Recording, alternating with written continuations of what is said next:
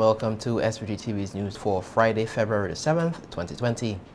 I am Browne with the details. A large crowd turned out last evening for a march and candlelight vigil held for slain Cuban Vincentian registered nurse Ariana Taylor Israel. As we hear in this report, a number of tributes were paid to the beloved nurse and calls for justice reverberated. Larissa Pugsley Kidd tells us more.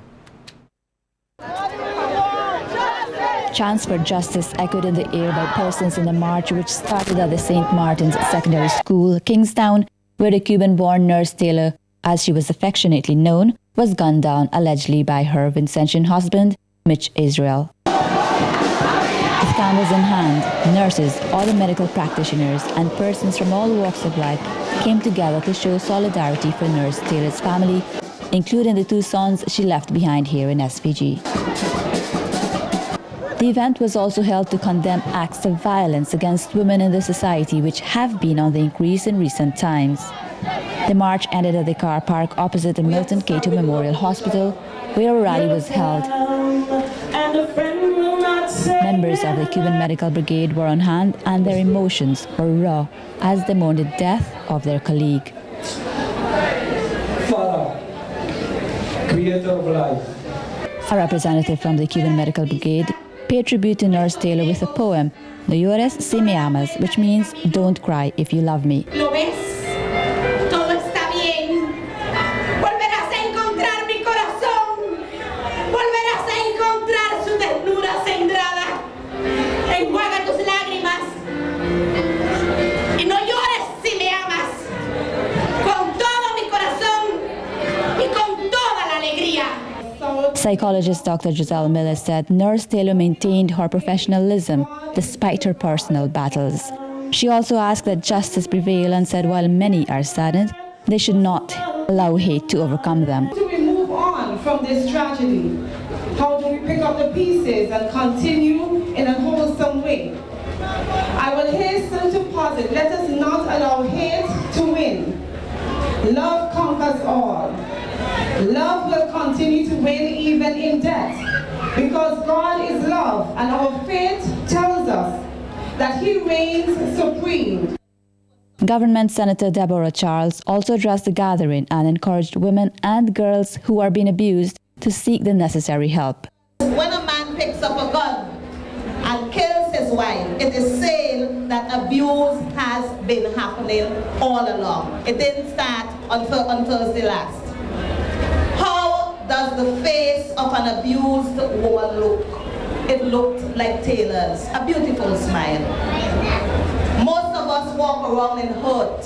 We are hurting, but we can't find, or we don't think we can find someone in whom we can confide. I'm saying to us women, I'm saying to us girls, do not allow your situation to overwhelm you. Do not sit and think that there's no one who cares. There are persons out there who care. Senator Charles said Nurse Taylor's death should not be in vain. Similar sentiments were echoed by Minister of Health Luke Browne, who said Nurse Taylor was an outstanding medical professional who will be missed. What this has done is essentially deprive the hospital of an excellent nurse. What it has done is deprive two young boys of an outstanding mother who worked hard for them and who did her best for them. And this is a cost to society. Let us work together to make sure, as has been said, that she did not die in vain, and that we celebrate her memory, we celebrate her life, and we ensure that we push and we press so that justice will prevail in these circumstances.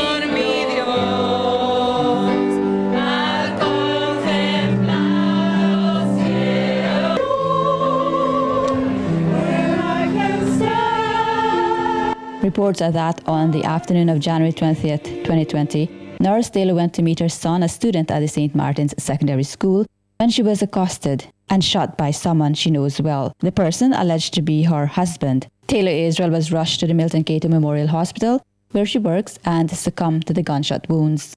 Last Monday, her husband of 15 years, Mitch Israel, appeared before Serious Offences Court, charged for murder. He is expected to make his next court appearance on May 18, 2020. For SVG-TV News, Larissa Pogsley-Kidd. There is no pot of gold at the end of the rainbow for the Citizenship by Investment program, and the government continues to stand firm on its position against having such a program here in SVG. That's the position shared by Prime Minister Dr. Rob Gonsalves in his contribution to the debate on the 2020 budget in Parliament this week.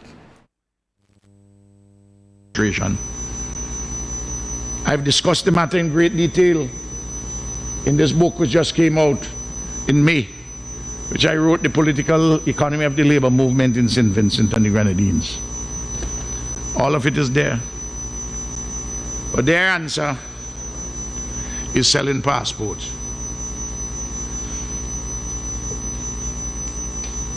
They think that at the end of the metaphoric selling of passport rainbow that there's a pot of gold. That's false. For them to think that they can do due diligence on a scale that is required, that's also false.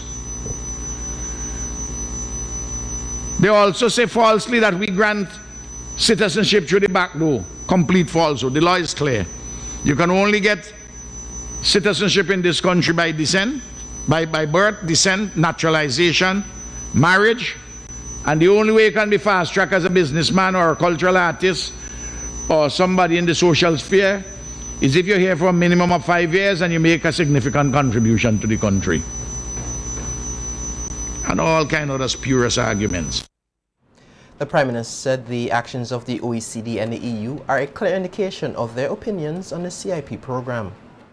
True now, because since they are no more, they say it's now personal. Ralph is the only man who has stood up and defeated them. They want my scalp, and they want St. Vincent passport, and they want the money, and all the vagabonds. But not under our watch. Not under our watch. And the OECD and the European Union, they are on the warpath. And I will tell you this, they are going to affect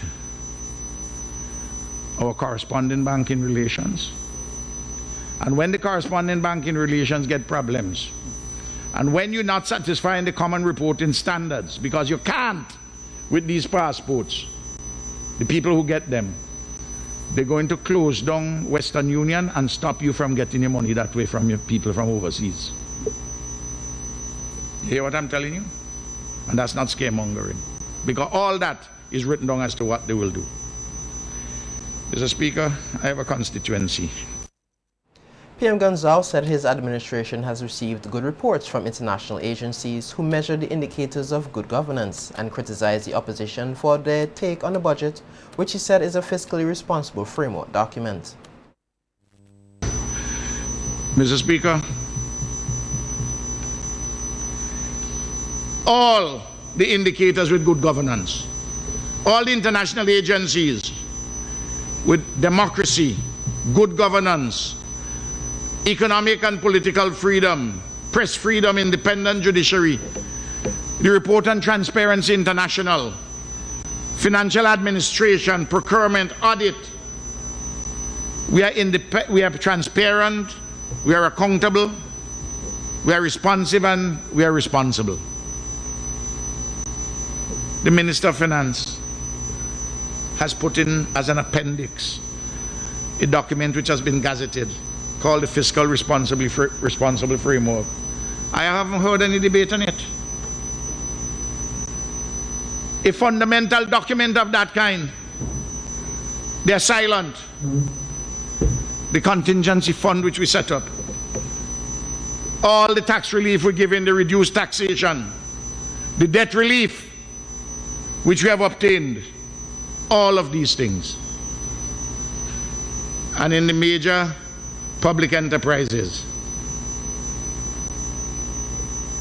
they're being run properly, efficiently, and they submit their accounts on.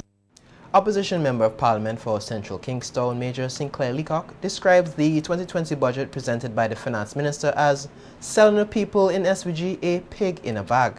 In his contribution to the debate on the 2020 budget, Leacock said that the budget is not properly financed with unfounded optimism.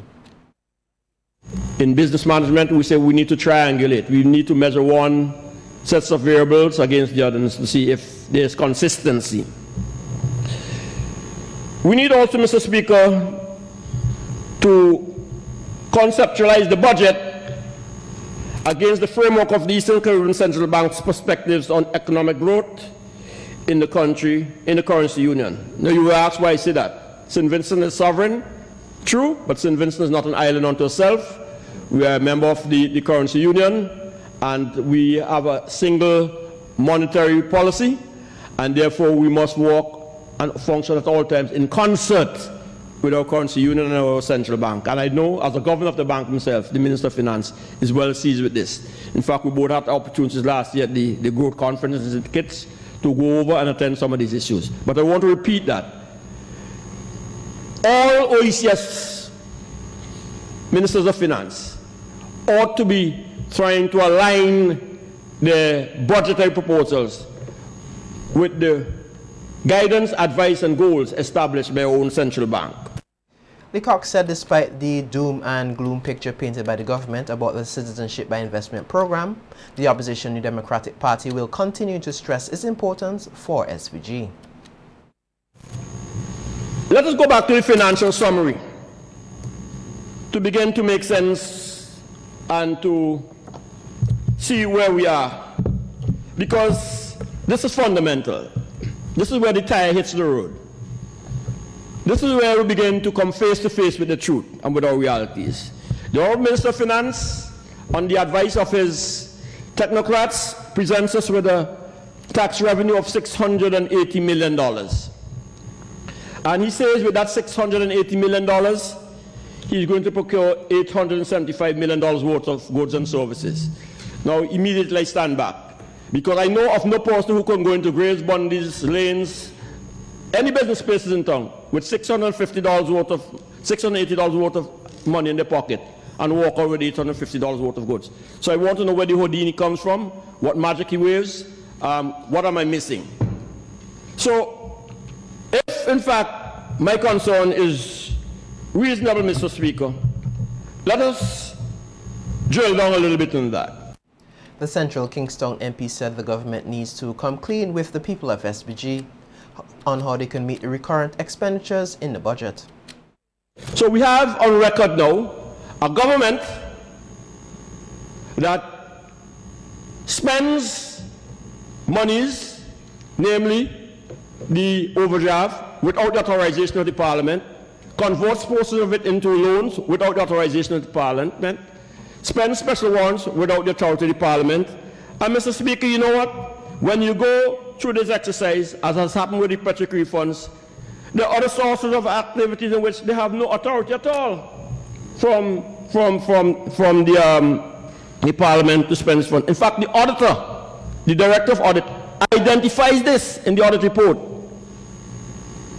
that there are monies received by this government which does not have the authority of the Parliament of St. Vincent and the Grenadines. So how do we achieve those backdoor kind of deals, Mr. Speaker? What explains that? Minister of Education Sinclair Jimmy Prince said the government will be making the necessary investment to provide for everyone in the state requiring special education. Given his presentation in Parliament, Minister Prince said all children must have the opportunity to excel and highlighted a World Bank project designed to boost the capacity of teachers to deliver specialized education, as well as the needed facilities in the country. In our quest to ensure that each learner is able to reach his or her full potential, the Ministry is making a concerted effort to cater for the diverse needs of our children by providing opportunities for our vulnerable students to develop and excel. The special needs education will receive support for the training of teachers and the provision of equipment and other resources under the St. Vincent and the Grenadines Human Development Service Delivery Project. This is a World Bank project, and we're getting money to do work in the special education services here in St. Vincent and the Grenadines. We intend to establish 3 special education needs education support centers at Chomaka, Oria, and Union Island. Locations were identified as most suitable because of their centrality to remote areas. We have said over and over, Mr. Speaker, Neither geography, nor social circumstances, or economic circumstances would prevent us from taking education to the people. Minister Prince highlighted some of the features of these facilities. Each facility will be established in a school with available space so that students will not be isolated from their peers. And there are a number of areas where we're going to put some emphasis on. The centers will be equipped with specific learning materials to enhance, and equipment to enhance instruction. It will be designed to provide ongoing support to students. Hence, students may attend on specific days or for specific periods during the day. Integration of special education with regular education is something which education stakeholders worldwide have been lobbying for, to allow students with special needs to have the same opportunities as their colleagues. Minister Prince told Parliament the Fair Hall Government School was used as a pilot for such integration and it has yielded some success. I'd just like to mention the Fair Hall Government School. We've spoken about that school before, that we are making it into more or less a place of excellence with respect to special education. We have some 13 students from the preschool to grade 6 with a range of disabilities enrolled and receiving instruction in the regular classroom.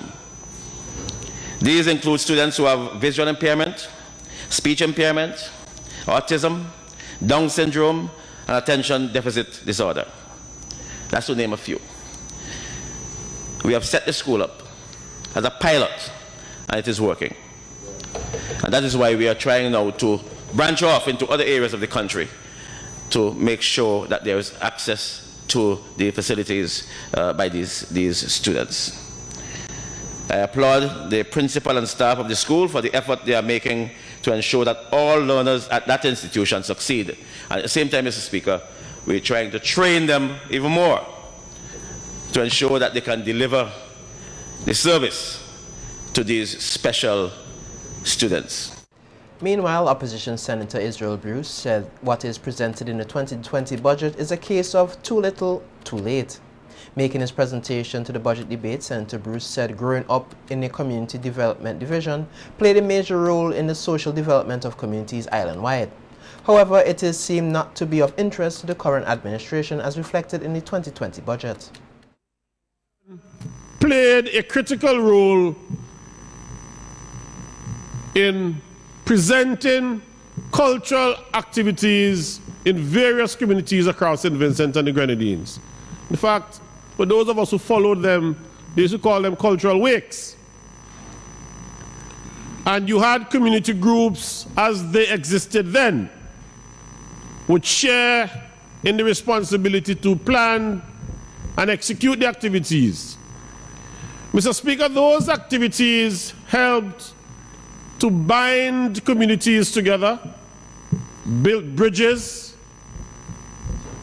And when I say build bridges, I'm talking about the social aspects of the community. Bruce said the community department or division also played a role in crime fighting and suggests the government gave consideration to the re-establishment of such an entity. One of the things that was addressed in this parliament had to do with the commission of criminal activities across the country. And I respectfully suggest, Mr. Speaker, honorable members, that the existence of a functioning community development department or division was critical as a crime-fighting tool. I remember people like Agatha Robinson. I remember people like Becky Peters, senior citizens in the Lauders area. They will come to these functions, they will dance and they'll tell their stories and so forth and so on. And the young people would do their contemporary dances, of course. And what we were doing is that we were bridging the gap between the old and the young and the middle age.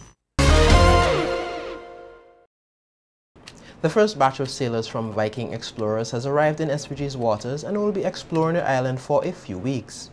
An official welcoming ceremony was held today at the Blue Lagoon Hotel for the sailors who are mainly from Europe.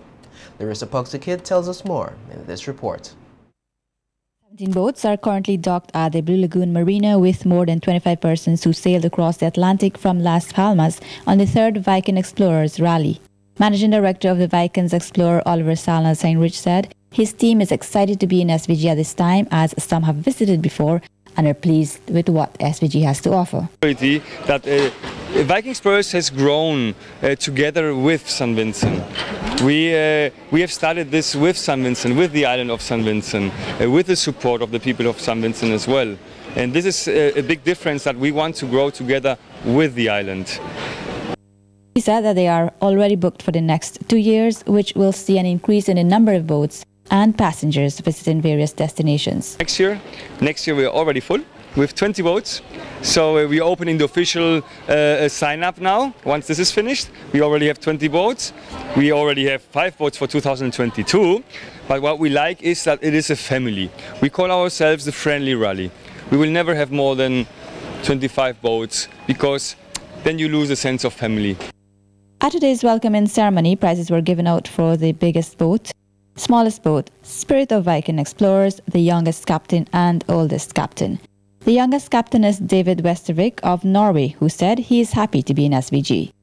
We've been around and taking those little buses, and the people seem so nice. I really looking forward to spend more time with the people. They just seem really friendly and happy people. The oldest captain, Mats Johansson of Sweden, who has been sailing for almost 40 years, said his voyage to SVG was one of the best. We're here, so we have a little weather, slowly, but the 3 days we come here, we have a strong wind, so we're sailing fast. But we have it very nice. My wife and me, we're 2 persons on board. Minister of Tourism Cecil Mackey applauded the Viking Explorers for making SVG a destination, which he said augurs well for the tourism sector. We hosted for the 2nd year consecutively ARC Plus, and then we are now hosting Viking Explorers, and for the 2nd year as well. We've moved from 7 yachts last year to 18 yachts this year, and from 24 passengers crew last year to 60 passengers and crew this year. So you see the jump there. The Blue Lagoon Hotel and Captain Bligh are sponsors of the Viking Explorers. Last year, the Ministry of Tourism reported an increase of yachts and anticipate a further increase this year. For SVG-TV News, Larissa Pugsy-Kid. The final validation workshop, which supports the development of a national export strategy for SVG, will take place at the Grenadine House this week. The workshop will commence today and culminate on Thursday. The first 3 days of the workshop is expected to focus on specific sectors such as agriculture, fisheries, cannabis, travel and tourism, and the craft and content industry. The workshop will culminate on Day 4 with representatives of the project steering committee and from all priority sectors focusing on the way forward. The sessions will be conducted by trade development experts Andrea and Michael C. Prasad of consultancy firm Primisa.